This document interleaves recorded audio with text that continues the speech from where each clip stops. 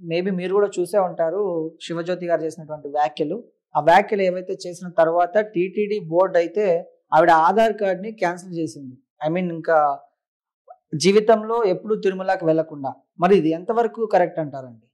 చాలా మంది ఏమనుకుంటారంటే దేశంలో అనేక దేవాలయాలు ఉన్నాయి కదా, అనేక గుళ్ళు ఉన్నాయి కదా, అనేక ఆలయాలు ఉన్నాయి కదా, అలాంటిదే తిరుపతి గుడి, తిరుమల క్షేత్రం అనుకుంటారు. ఇక్కడే చాలా మంది పొరపడతారు.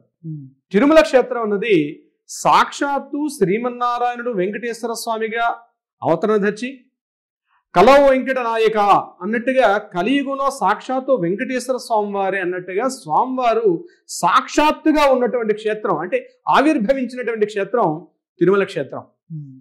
దీనికి ఉదాహరణగా, దీనికి నిదర్శనంగా ఎలా చెప్తారండి అంటే, ప్రతిరోజు రాత్రి స్వామివారి పవలింపు సేవకి బిఫోర్ అక్కడ దర్బార్ అన్నటువంటి ఒక వ్యవస్థని మన పూర్వీకులు ఎప్పుడో మన వ్యవస్థ రామానుజాచార్యుల వారి కన్నా ముందు ఈ వ్యవస్థను ఏర్పాటు చేయడం జరిగింది.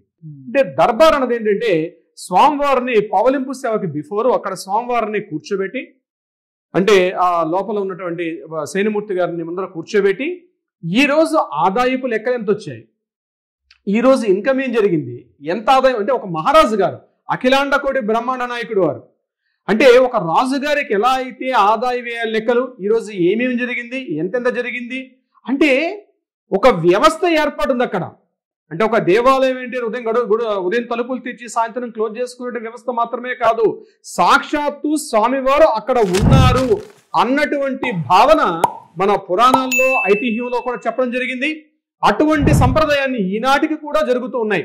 స్వామివారికి ఒక రాజాదిరాజు మహారాజు అయిన అఖిలాండ కోటి బ్రహ్మాండ నాయకుడు. ఇది చూడండి, అక్కడ ఒక రాష్ట్ర ప్రభుత్వంలో ఎన్ని శాఖలు అయితే ఉంటాయో అన్ని శాఖలు టీటీడీ బోర్డులో ఉంటాయి.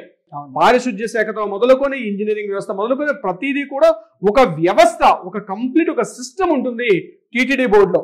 అంటే స్వామివారికి టైం టు టైం జరగాల్సిన అన్ని రకాల కార్యక్రమాలతో పాటు భక్తులు ఎలా అయితే చూసుకుంటారు, సాక్షాత్తు భక్తులే భగవంతుడు, అక్కడ భగవంతుడు ఉన్నాడంటే భావనతో వస్తారు భక్తులందరూ కూడా. సాక్షాత్తుగా గుళ్ళోకి వెళ్ళాం, దండం పెట్టుకున్నామా, అక్కడ లిప్తపాటు కాలం అంటాం 2 నిమిషాల కాలంలో జరిగినటువంటి ఆ స్వామివారి యొక్క దివ్యమంగళ దర్శనం మనకి ఎంతో అలౌకికమైన అనుభూతిని కలిగింపజేస్తూ ఉంటుంది. స్వామివారు అంటే సాక్షాత్తు స్వామివారు ఉన్నారు అక్కడ. మనం మాట్లాడే ప్రతి మాట, మనం బిహేవ్ చేసే ప్రతి ప్రవర్తన, మనం అక్కడ ఉన్నటువంటి ప్రతి క్షణం కూడా ఎంతో ఇంపార్టెంట్ కలిగి ఉంది.